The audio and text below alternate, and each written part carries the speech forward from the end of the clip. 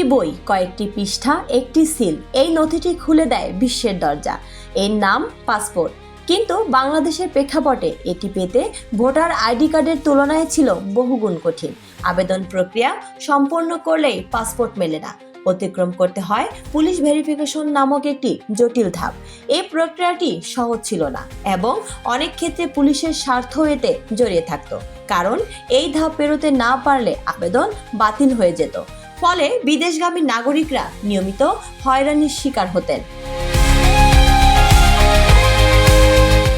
আজ সেই জটিল প্রক্রিয়ার অবসান ঘটালো অন্তর্বর্তীকালীন সরকার।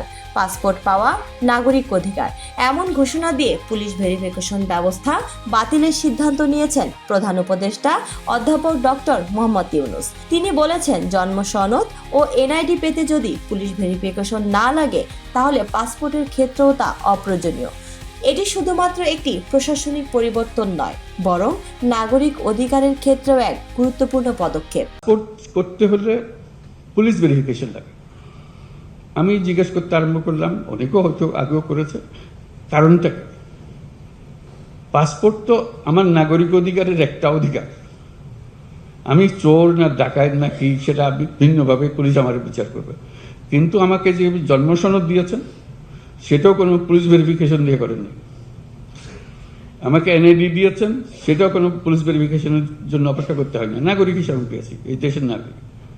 পাসপোর্টও এই দেশের নাগরিকের একটা পরিচয়পত্র, এখানে পুলিশ ভেরিফিকেশন কোনো লাগবে। আমরা আইন করে দিয়েছি যে এখন থেকে পুলিশ ভেরিফিকেশন লাগবে না।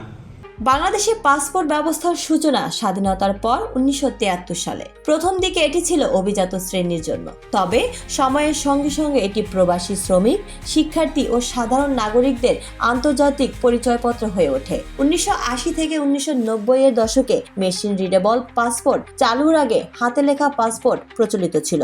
2010 সালে বায়োমেট্রিক পাসপোর্ট চালু হয় এবং 2020 সালে ই পাসপোর্ট চালু হয়, যা বাংলাদেশকে বিশ্ব দরবারের নতুন মর্যাদায় আসীন করে। প্রযুক্তিগত উন্নয়নের পরও পাসপোর্ট পেতে পুলিশ ভেরিফিকেশন প্রক্রিয়া বড় বাধা হয়ে দাঁড়িয়েছিল। 1970-এর দশকের শেষের দিকে রাষ্ট্রীয় বিরোধী কার্যক্রমে যুক্ত ব্যক্তিদের বিদেশ গমন রোধের উদ্দেশ্যে এটি চালু হয়, কিন্তু সময়ের সঙ্গে সঙ্গে এই ব্যবস্থা দুর্নীতির কেন্দ্রবিন্দুতে পরিণত হয়, কারণ মানুষকে ঘুষ দিতে হতো, দালালদের মাধ্যমে কাজ করাতে হতো, এমনকি রাজনৈতিক ও ব্যক্তিগত স্বার্থ এতে ব্যবহৃত হতো। প্রধান উপদেষ্টার ঘোষণার পর জনগণের মধ্যে স্বস্তির বাতাস বইছে। অনেকেই মনে করছেন এতে সময় সাশ্রয় হবে এবং হয়রানি কমবে। কেউ কেউ একে নতুন দিগন্তের সূচনা হিসেবে দেখছেন।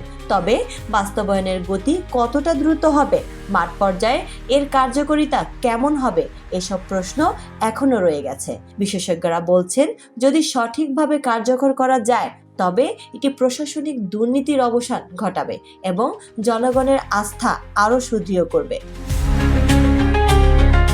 লামিয়া তমা, দৈনিক নবদৃষ্টি, নিউজ ডেস্ক।